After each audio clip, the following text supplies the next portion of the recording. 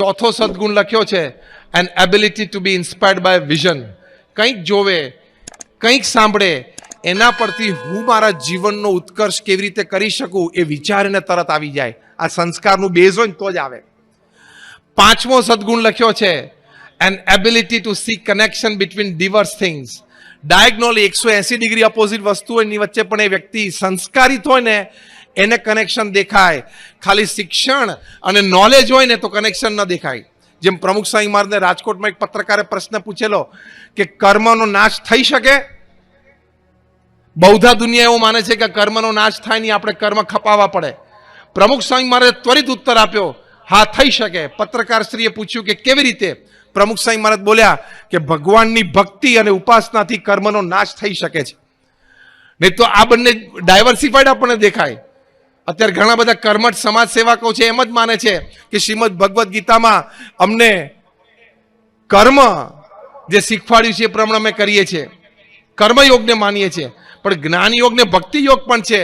કર્મયોગ છે એ પ્રવૃત્તિ છે, પણ એ કર્મયોગ સંસ્કારિત રીતે થાય એની માટે ભક્તિ યોગ અને જ્ઞાન યોગ છે,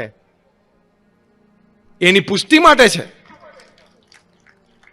એટલે ત્રણેય જોઈએ, કર્મયોગ પણ જોઈએ, જ્ઞાન યોગ પણ જોઈએ, ભક્તિ યોગ પણ, એ તો પૂર્ણ સંસ્કાર કહેવાય.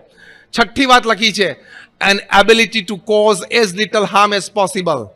આ પણ મોટા સંસ્કાર છે કે મારા વાણી વર્તન, મારા વિચારો, મારા લખાણથી, મારા એક્સપ્રેશન્સ અભિવ્યક્તિથી, મારા એટીટ્યુડ અભિગમથી વ્યક્તિને, સમાજને, કુદરતને, વાતાવરણને, સનાતન મૂલ્યો, સનાતન ધર્મના સિદ્ધાંતોને કોઈ પણ જાતનું નુકસાન પહોંચવું જોઈએ નહીં. આનું જે જાણપણું એ સંસ્કાર કહેવાય. સાતમી વાત લખી છે an ability to ask and probe fundamental questions of life. જીવનના જે મૂળભૂત પ્રશ્નો છે એ સારી રીતે પૂછી શકે, સમજી શકે અને એના જે સનાતન શાસ્ત્રોમાં ઉત્તરો છે એ ઉત્તરો પ્રમાણે જીવન ઘડી શકે. અને છેલ્લા સદગુણની વાત લખી છે an ability to work against a convention.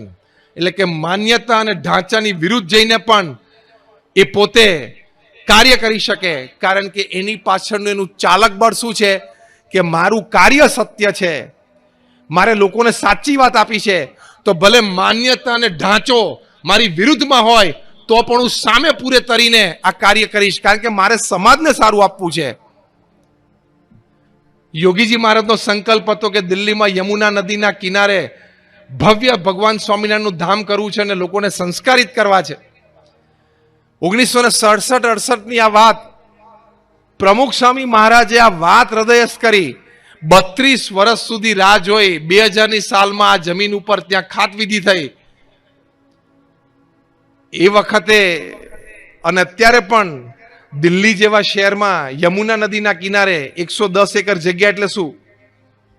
આ કોમ્બિનેશન સાંભળે ને, દિલ્હી, યમુનાનો કિનારો અને 110 એકર જગ્યા, આ ત્રણ સાંભળે ને તો ચક્કર આવી જાય. અને તમારા શહેરના સૌથી મોટા બિલ્ડરને આ ત્રણ વસ્તુ ભેટમાં આપી દો કે જ્યાં તને દિલ્હીમાં યમુના કિનારેના 110 એકર જગ્યા આપી, એટલે એની મૂંઝવણ શરૂ થઈ જાય. કરવું શું આનું? એક ઢાંચો અને મર્યાદા, એક વ્યવસ્થા. પ્રમુખ સ્વામી મહારાજની ઉંમર એ વખતે 80 વર્ષની. દિલ્હી અક્ષરધામનું ખાતમુહૂર્ત કર્યું ત્યારે પ્રમુખ સ્વામી મહારાજની ઉંમર 80 વર્ષની. 2005માં જ્યારે ઉદ્ઘાટિત કર્યું ત્યારે 85 વર્ષની. 2 વર્ષ પછી 2007માં પ્રમુખ સ્વામી મહારાજે 87 વર્ષની ઉંમરે અમેરિકામાં પણ આવું અક્ષરધામ કરવું છે એવો સંકલ્પ કર્યો. What an effort two work against a convention. લોકો કે અમેરિકામાં આવડું મોટું અક્ષરધામ કરવું છે, નક્કી કર્યું છે, કરવું છે. એટલે જે સંસ્કારિત વ્યક્તિ હોય, જેનામાં આધ્યાત્મિક મૂલ્યોની તાકાત હોય, આપણે પ્રમુખ સ્વામી મહારાજની વાત કરીએ છીએ, એ વ્યક્તિ ઢાંચા અને માન્યતાઓ એની વિરુદ્ધ જઈને પણ એ કાર્ય કરે. વિરુદ્ધ જવાનો હેતુ શું છે? કોઈ અયોગ્ય હેતુ નથી, પણ પોતે સત્યનિષ્ઠ છે, સાચું કામ કરીને સાચી વાત સમાજને આપી છે. એ વિચારનું જે બળ હોય ને એના આધારે કોઈ માન્યતાની વિરુદ્ધ જઈને પણ એ કામ કરી શકે. તો આ બધા સંસ્કાર છે. તો આવા અનેક પ્રકારના સંસ્કાર સંબંધી આપણે વાત સમજ્યા. આજે ભગવાન સ્વામિનારાયણના ચરણોમાં અમે પ્રાર્થના કરીએ છીએ. ગુરુહરિ બ્રહ્મ સ્વરૂપ પ્રમુખ સ્વામી મહારાજ જેમનો જન્મ શતાબ્દી મહોત્સવ એ અમદાવાદમાં ઉજવાનાર છે. ત્યાં આપ સૌ સપરિવાર પધારજો. તારીખ યાદ રાખજો, 15 ડિસેમ્બરથી 13 જાન્યુઆરી સુધીમાં. હજી વિશેષ એની ઘોષણાઓ થશે શહેરમાં, પણ ચોક્કસ સપરિવાર પધારજો. I can definitely give you a gentleman's promise કે by visiting the Pramukh Swami Maharaj Nagar in December, you and your family will be one step ahead than where you are. પ્રમુખ સ્વામી મહારાજ નગરમાં તમે ડિસેમ્બરમાં આવશો એટલે તમે ને તમારા પરિવાર જ્યાં છો ત્યાંથી સંસ્કારની દ્રષ્ટિએ એક પગલું આગળ વધી જ શકશો, એની ગેરંટી અમે સંતો અત્યારે તમને આપીએ છીએ.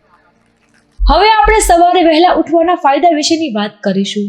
તો વહેલી સવારની તાજી હવા સ્વાસ્થ્ય માટે ફાયદાકારક છે તેવું આપણા વડીલો પાસેથી સાંભળતા આવ્યા છીએ. પરંતુ વહેલી સવારે ખૂબ જ સારી ઊંઘ આવે છે અને પથારીમાંથી ઉઠવાનું પણ મન થતું નથી. તો આવી સ્થિતિમાં મન મક્કમ બનાવીને વહેલી સવારે ઉઠતા હોય તો ઘણા ફાયદા થઈ શકે છે. આવા ફાયદાની જાણ તમને હોવી જ જોઈએ. તો વહેલા ઉઠવાથી આપણી પાસે સમય વધે છે, ઉતાવળ કરવી પડતી નથી, કસરત માટે પણ પૂરતો સમય મળે છે અને સવારે વહેલા ઉઠી કસરત, યોગ, વોકિંગ સહિતનું કાર્ય પણ કરી શકીએ છીએ, જેનાથી આપણા શરીર સાથે સારો પ્રભાવ પડશે અને સમય મળવાથી ઓફિસે જવા માટે દોડધામ કરવી પડતી નથી. તો ચાલો સવારે વહેલા ઉઠવાના ફાયદા શું છે તે હવે જાણીએ. તો સવારનો સમય દિવસનો સૌથી શ્રેષ્ઠ સમય હોય છે અને તમે તરોતાજા અનુભવ કરો છો. વહેલા ઉઠવાથી ભરપૂર સમય મળે છે, પરિણામે કોઈને કામે ઉતાવળ કરવી પડતી નથી. સવારના સમયે તમે વિચલિત થયા વગર જ કોઈ પણ કામ ઝડપથી પૂરું કરી શકો છો. આખા દિવસનું પ્લાન ઘડી કાઢવામાં પણ વિચારી કરી શકો છો અને સવારના સમયે માનસિક રીતે ખુશનુમા અનુભવ કરો છો. તો સવારનો નાસ્તો કરવાનો સમય મળે છે. વહેલા ઉઠવાથી આરોગ્યપ્રદ નાસ્તો બનાવવાનો સમય મળી જાય છે અને જે લોકો વહેલા ઉઠે છે તેમને પરિવાર સાથે નાસ્તો મહત્વપૂર્ણ આહાર છે. જો તમે દિવસની શરૂઆતમાં જ કરો તો ખૂબ સારી ઉર્જા આપે છે, માટે વહેલું ઉઠવું જોઈએ. ઘણી વખત સવારનો નાસ્તો સ્કીપ કરવાની ફરજ પડે છે, જેથી દિવસે ભૂખ લાગે તો આપણે ગમે તેવું ખાઈને પણ ભૂખ શાંત કરીએ છીએ, જે સ્વાસ્થ્ય માટે નુકસાનકારક છે અને તણાવ મુક્ત દિનચર્યા પણ મળે છે. વહેલા ઉઠવાથી તમને આખા દિવસનો પ્લાન બનાવવાનો સમય મળે છે. આગોતરી યોજના બની હોવાથી કામ પૂરું કરવામાં ઉતાવળ કરવી પડતી નથી. પરિણામે તમે તણાવ મુક્ત રહો છો. આ ઉપરાંત તમે વહેલા ઉઠો છો તો તમારી પાસે એટલો સમય હોઈ શકે છે, તે સમયનો તમે ઉપયોગ તણાવ મુક્ત રહેવા માટે કરી શકો છો, જેનાથી તમને શાંત રીતે કામ શરૂ કરવામાં મદદ મળશે.